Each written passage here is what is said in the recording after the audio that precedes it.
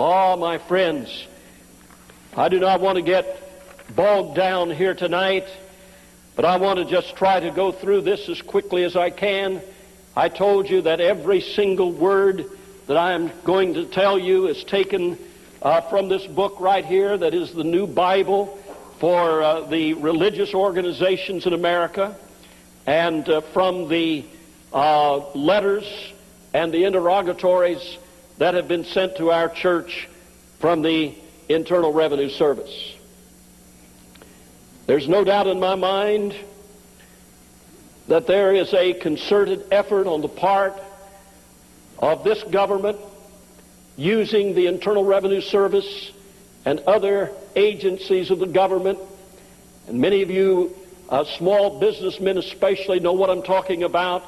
There's absolutely no question in my mind that there is a concerted effort to silence all dissent to the New World Order by muzzling the preachers of America. Isaiah said that, speaking of the preachers of his day, that they're all dumb dogs. They cannot bark. They're dumb dogs. They cannot bark. You know what? The devil is so smart. When this whole tax exemption began starting back in the 30s on into the 40s, so that it got in high gear about the time this church started in 1950, the Internal Revenue Service said to the pastors, "We have some goodies for you. You can get a housing allowance. You can get automobile allowances. We have these nice goodies for you." And the preachers lined up to drink at the trough. And if one preacher in America cried out against this wickedness, I don't know who it was. I've checked very carefully. I've gone back into the documents, and even the fundamental preachers, some of the greatest men of God that ever lived on this earth, ran to the trough, and they sold their soul, and they sold the future of the church in America. And I want to tell you something. The Constitution of the United States of America says that there shall be no titles of nobility. Now everybody wants to be a preacher. Everybody wants to be a member of the clergy. Do you know what that doctrine is? Revelation chapter 2, Revelation chapter 3. That's the doctrine of the Nicolaitans, and God said, "I hate the doctrine of the Nicolaitans." At the same time that the preachers were preaching the priesthood of the believer,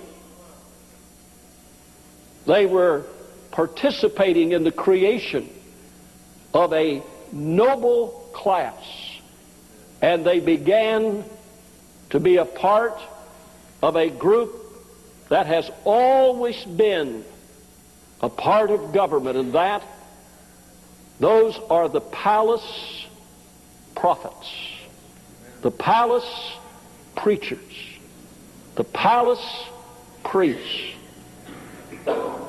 Who did President George Bush have with him when he came before the American people to tell them that he was getting ready to send our troops into Desert Storm? Why, the Dr. Reverend Billy Graham was standing by him. Why, he says, "We've just come out of a prayer meeting. We've been praying about this matter."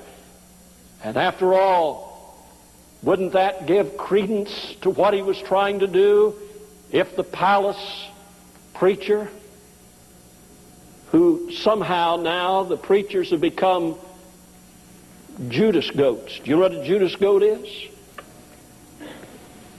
In the packing house, when they want to get the sheep to go down the chute to the slaughter, they get a goat, and the goat leads them. And the goat goes on through, and the goat is not touched. And then the knife falls upon the sheep right behind him. My friends, let me tell you something tonight. We sold out mighty cheap. I'm not jumping on anybody else. I participated in it. I did it ignorantly. What in the world? Why in the world? I didn't have the slightest idea in the world that I was doing anything wrong until God opened my eyes in Covington, Georgia in 1983 on my knees, and I had to settle the matter that even though it is a legal issue, it's not a legal issue. In essence, it is a spiritual issue. And I said it'll be the last time that I ever fill out a 1040 form and take the money that God's people give me to preach the gospel of Christ, share with others, and use it to finance every single type of wickedness on the face of this earth. And they can do whatever they want to do to me, but by the grace of God, I'll never do it again.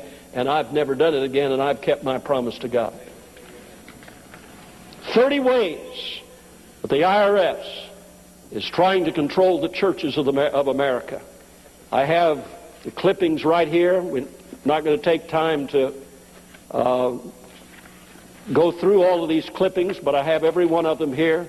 Anybody that would like to see them, you're welcome to look at them. The church, the state church, the IRS-controlled church, the religious organization in America must have a distinct legal existence.